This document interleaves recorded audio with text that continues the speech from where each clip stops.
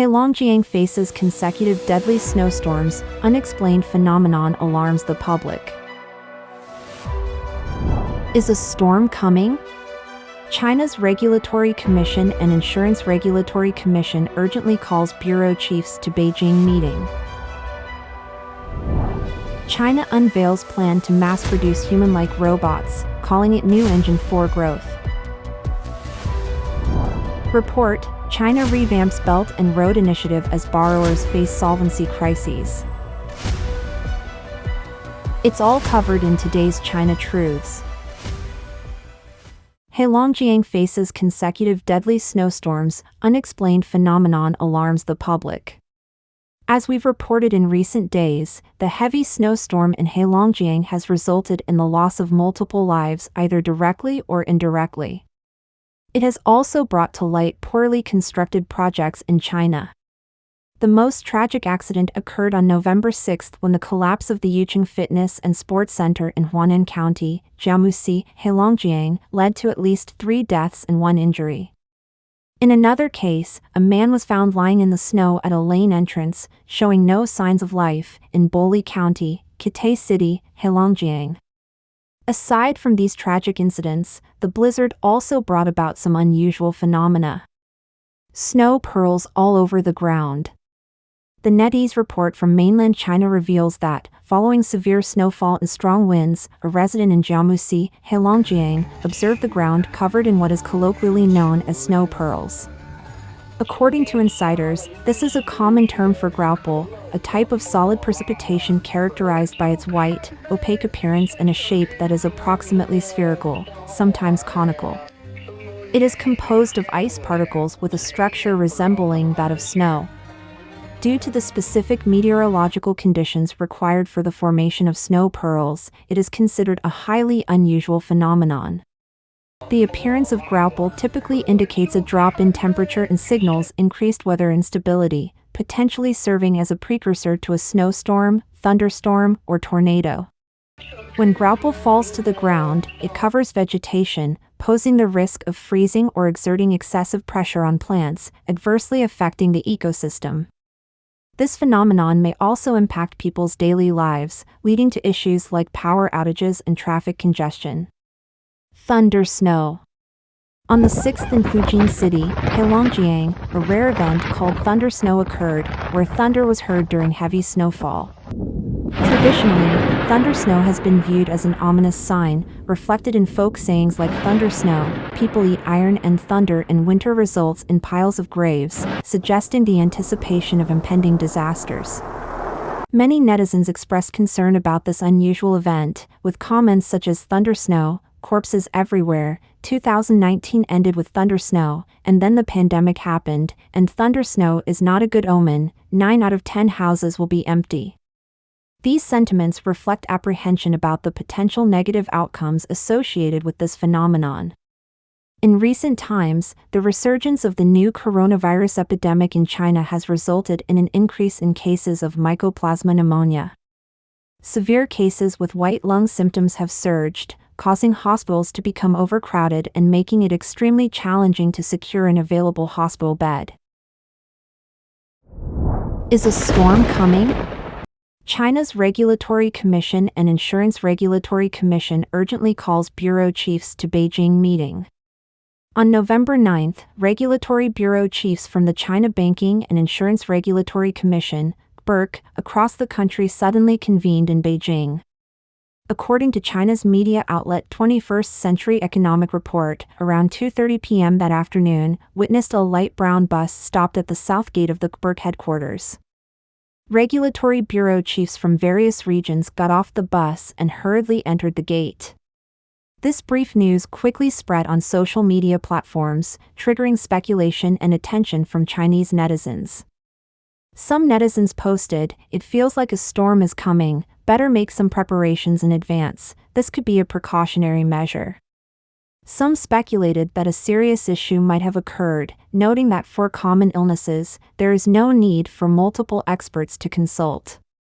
It is noteworthy that on November 9, the People's Bank of China, PBOC, the Central Bank of the People's Republic of China, released the China Regional Financial Operation Report, 2023. The report stated that the current domestic economic operation in China is facing new challenges, primarily due to insufficient domestic demand, operational difficulties for some enterprises, and numerous risks in key areas. In the future, the PBOC will intensify countercyclical adjustment efforts. The report also emphasized the need to resolutely guard against the risk of exchange rate over-adjustment and enhance the ability to manage economic and financial risks under open conditions. Earlier, the Chinese authorities held the first Central Financial Work Conference in Beijing from October 30th to 31st, attended by all members of the Political Bureau of the Chinese Communist Party, CCP, Central Committee. Unlike previous conferences, this one was named with the prefix Central, highlighting the CPC Central Committee's unified control over financial work. In the past, the highest-profile National Financial Work Conference was usually chaired by the State Council, but this year, it was directly managed by the Party Central. Prior to this, the Beijing authorities established the Central Financial Commission and the Office of the Central Financial Commission, the latter being the executive agency of the former. He Lifeng, a close aide to Xi Jinping, was appointed as the director of the Central Financial Office and the secretary of the Working Committee, fully in charge of finance, reporting directly to Xi Jinping. During the Central Financial Work Conference held at the end of October, the authorities announced the need to comprehensively strengthen financial supervision, prevent and resolve risks, and called for the courage to unsheath the sword to crack down severely on illegal financial activities.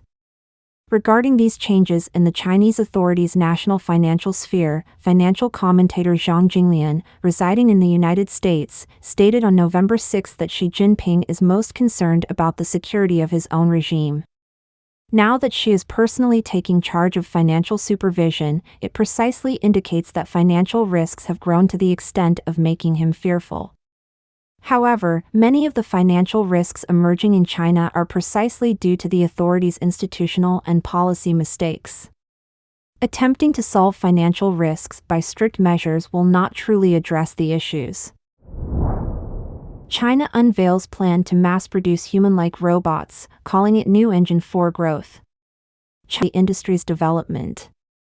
The directive is China's latest attempt to boost technological self-reliance as the United States tightens its ban on China's access to advanced U.S. chips. Expanding on chip controls on China from October last year, the Bureau of Industry and Security of the Commerce Department in mid-October required more U.S. firms to obtain a license before they could export advanced semiconductor chips to China, a step they said is necessary to prevent Beijing from using these chips for their military ends. On October 23, the U.S. government told NVIDIA to stop shipping most of its key artificial intelligence chips to China. Without citing those actions by the United States, the document asked the industry to design AI chips for humanoid robots that would allow for self-learning and other capabilities. The Beijing regime's roadmap means it will be competing with international firms such as Samsung, Microsoft, and Tesla that are investing in the field. Tesla CEO Elon Musk has been trying to build a humanoid robot called Optimus or Tesla Bot. After much hype last year, though, the display of the robot walking slowly on the stage and waving to the crowd fell short of expectations.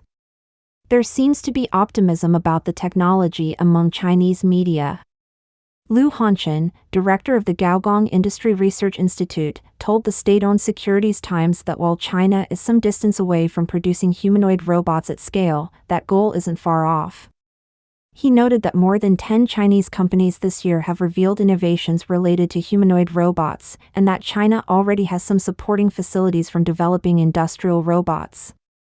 Beijing has set aside about 10 billion yuan, about $1.4 billion, to fund the robotic development. On November 6, China opened the first provincial-level innovation center on humanoid robots in the country's capital to work on solving pressing key common problems, including an operation control system, open-source software, and robot prototypes. At least one Chinese company, Jiangsu Miracle Logistics System Engineering Company, has promised to introduce its first humanoid robot by the end of the year. Chinese securities brokerage firm Zheshang Securities estimates that the humanoid robot market will have a demand for 1.77 million machines by 2030. Report: China revamps Belt and Road Initiative as borrowers face solvency crises. A new comprehensive study found that China is overhauling its decade-long Belt and Road Initiative, BRI, a global infrastructure scheme that has invested billions of dollars into developing nations. According to AID-Data, a research lab at the University of William and Mary, Chinese leaders are looking to de-risk by adjusting the worldwide lending initiative to mitigate risks of not being repaid. Beijing also is attempting to limit its reputational damage in these developing markets, as a recent Gallup World Poll found that average disapproval ratings in low- and middle-income countries have soared since 2019. The report found that the Chinese government is addressing project performance risk and minimizing exposure to environmental, social, and governance (ESG) elements. The report stated, Beijing has launched a far-reaching effort to de-risk the BRI by refocusing its time, money, and attention on distressed borrowers, troubled projects, and sources of public backlash in the global south. It is learning from its mistakes and becoming an increasingly adept international crisis manager.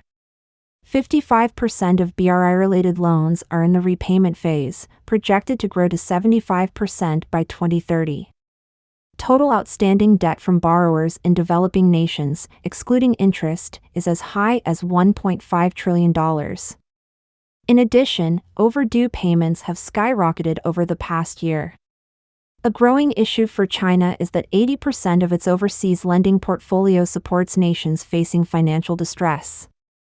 As the number of borrowers enduring solvency crises increases, China's state-owned lenders have slapped higher penalties for late payments, rising from 3% to 8.7%. This enormous increase has received immense criticism, but China has defended its actions by saying it has maintained positive and constructive discussions with BRI participants. Researchers noted, Beijing is finding its footing as an international debt collector at a time when many of its biggest borrowers are illiquid or insolvent. In response to these rising worries, China has cut its investments to low- and middle-income nations from $117 billion a year between 2013 and 2017 to $79 billion in 2021. On the other hand, borrowers might seek emergency loans and short-term repayment methods to cover or refinance maturing debts. These parties must be mindful of the danger of swapping less expensive debt for more expensive debt. Global response to BRI. China continues to be the world's largest source of development finance, outpacing any single G7 country and other multilateral lenders. However, with the United States and its major partners looking to erode China's goodwill across the globe, this is gradually changing as the entire G7 outspent China by $84 billion in 2021. Study authors warn that the international community policymakers are unaware of China's changes to BRI. The report added, this could potentially run the risk of competing with a version of the BRI that no longer exists. The report stated, in the long run, it is not clear that the U.S. and its allies have the financial firepower to compete dollar for dollar with Beijing. It continued, the G7 has a history of overpromising and underdelivering net increases in international development spending. Beijing, by contrast, has a real source of financial strength that allows it to avoid making promises that it cannot keep, foreign exchange reserves that are vastly larger than the official, foreign currency reserve holdings of its central bank. As part of the current administration's efforts to de-risk from China, the White House has engaged in the Indo-Pacific Economic Framework for Prosperity, IPF. Observers assert this is the unofficial successor to the Trans-Pacific Partnership, TPP. Others purport that the IPF is trying to offer an alternative to the BRI. Wendy Cutler, the vice president of the Asia Society Policy Institute, ASPI, wrote, Reimagining TPP, punching up the IPF, expanding the USMCA, which replaced NAFTA, or starting afresh are all options that deserve serious consideration to ensure that the United States can provide a meaningful economic proposition to the Indo-Pacific, as well as an alternative to China. At the same time, China has been responding to the US-led campaign to garner influence in the Indo-Pacific region and other places. For instance, Chinese leaders have been seeking a role in the Comprehensive and Progressive Trans-Pacific Partnership, CPTPP. This deal was primarily manufactured by the United States. Or, as another example, China has sought to update its trade deals with 10 members of the Association of Southeast Asian Nations, ASEAN, by concentrating on digital trade and the green economy. Funding for IMF, World Bank. In recent months, White House officials have been lobbying Congress to boost funding for the International Monetary Fund, IMF, the World Bank, and other worldwide organizations to counter China's increasing presence that has shaped policy at these institutions. Appearing before the House Financial Services Committee in June, Treasury Secretary Janet Yellen explained to lawmakers that bolstering America's lending capacity to these groups can serve as an important counterweight to non-transparent, unsustainable lending from China. Republican critics have pushed back against these proposals, arguing that the United States has failed to persuade the IMF to stand up to the Chinese government. Representative French Hill, Republican, Arkansas, Vice Chair of the House Financial Services Committee, told Ms. Yellen, if the fund keeps letting Beijing drag out restructuring talks with its borrowers, there won't be much of a case for additional IMF resources at the end of this year. Moreover, as the United States encourages the IMF to expand its lending war chest, IMF member countries, such as China and Brazil, are concerned that their shareholdings would not be adequately aligned. Today, the United States is the IMF's largest shareholder, with 16.5% voting power. China, contributing 18% of global GDP, possesses a little more than 6% of the fund's voting power. Don't forget to comment in the section below to share your opinions on today's topic with us. If you find the information helpful, please share this video with a friend to watch together. This will be a great source of motivation for our team to produce more and more quality and reliable videos. And also don't forget to like and subscribe to see more interesting topics from China Truths. Thank you for tuning in.